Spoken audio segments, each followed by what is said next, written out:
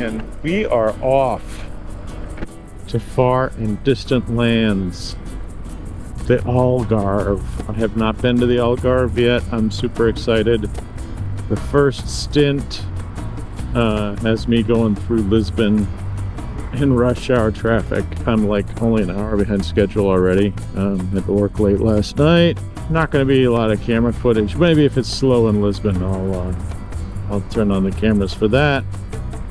But anyway, plan is to go down the eastern coast of Portugal after getting across the bridge in Lisbon. Not supposed to rain at all weekend long. Yay, it's been raining like crazy. Yeah, looking forward to a great trip.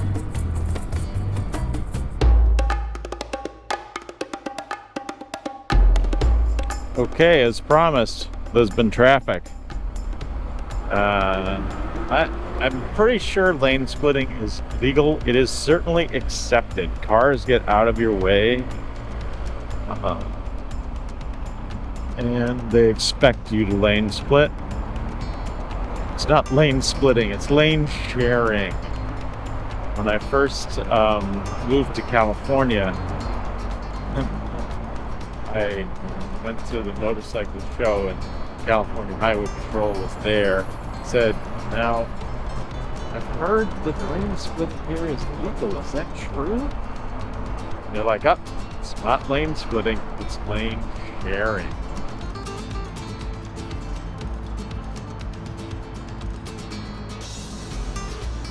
It feels so good to be back on the road again. While my motorcycle lives in Portugal, I do not. Back in the USA, I have many pleasurable distractions, and I just don't get out for long trips. But this summer, I have an 8-week trip planned around Spain and France. And this little weekend is my shakedown trip.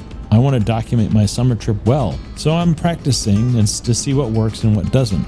I want a mix of sightseeing and motorcycling, so not only am I practicing my motovlogging skills, but also my trip planning skills. While I have lots of experience riding all over the place, I don't have much experience with stopping and looking around. My goals for today are simple. First, to get to my hotel before it gets dark. There's no point in taking pictures and whatnot after dark. Second, to stop and see as many sites as are on my itinerary as possible. And third, practice using the camera gear I have spread around my bike. Let's see how I do.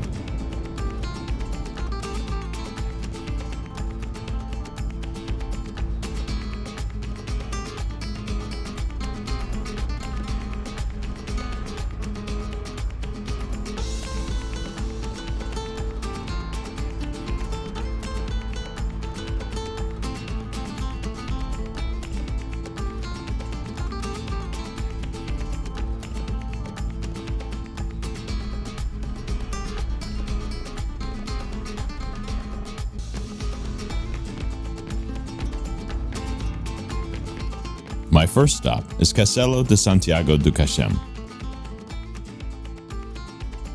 The town has a history going back to the Celtic period, somewhere between the 4th and 2nd century BC.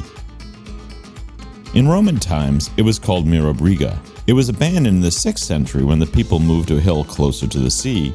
However, the Moors resettled the town in the 8th century and named it Cacém after the local ruler here. During the period known as the Reconquista, when the Christians fought the Moors to retake the peninsula, it changed hands many times. First taken by the Christians in 1157, but fought over until 1217, when it was renamed Santiago do Cacém. There is a more romantic story about a Lady Vatashka Lascaris, or something like that, a Byzantine princess. It is said that in the early 1300s she landed Sines and marched inland to take the town from the Moorish leader known as Cacém. While this is a preferable tale, it's probably not true. She did, however, hold court here at about that time. The castle has mainly fallen into ruin, but is now used as the town's cemetery. Of course, there is an obligatory church here as well. Okay, Santiago. We'll see you next time. A lovely little moss, slipperiness. Very nice.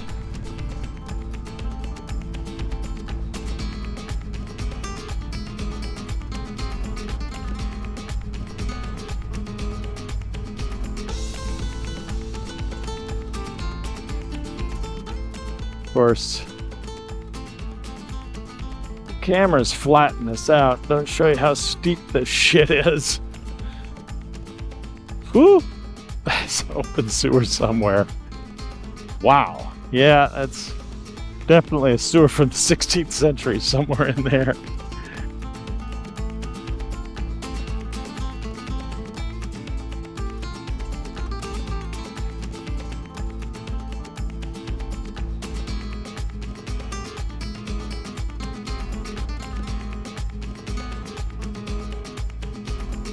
Okay, folks.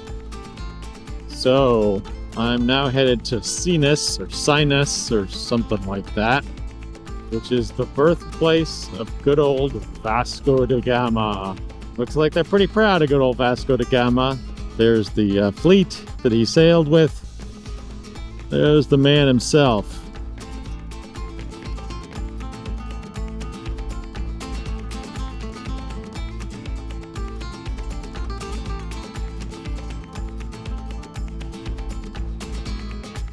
Okay, supposedly it's around here somewhere. Oh, there he is. There's Vasco.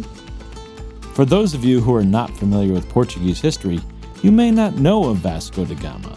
For an American like me, we know Christopher Columbus, who said he got to India but didn't. Vasco actually got to India. He left Lisbon in 1497, sailed around Africa and the Cape of Good Hope, evading pirates and hostile local rulers. In getting to India in 1498, he returned in 1499 with over half of the crew dead and 2 of the 3 ships lost. But he had made it. And for his success in getting to India, the king awarded Vasco the town of Sinus as a hereditary fiefdom. This, however, was a little problematic, as the town was under the auspices of the Order of Santiago. Even though Vasco was a member of the order, they didn't take kindly to the king granting away their lands. Vasco spent a few years trying to get control of the town, but eventually gave up. Now, obviously, today's view of colonization and his exploits are seen with a more modern eye, and his legacy is a little more nuanced. There is an incident in a later journey where he burned 400 Muslim pilgrims alive in their ships. However, he didn't burn everybody alive. He forcibly converted many of the children to Christianity, so he was not a nice guy.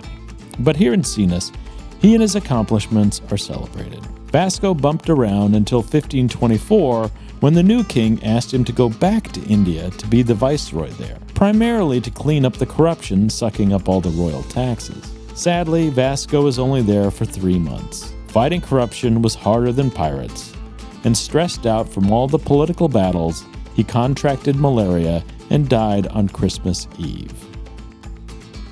My morning ride was great. Not only had I seen many exciting things, but the ride had also gone perfectly. I felt the joy I get on the back of a bike. The cameras were working well, and it didn't feel like work when I stopped and saw things and took pictures. I planned some fascinating stops for the afternoon, so click the subscribe button and the bell to see how that goes. I hope you enjoyed riding along on my trip. Let me know my mistakes below or drop a note to say hi. Thanks for watching, and may you have travel and good fortune in your future.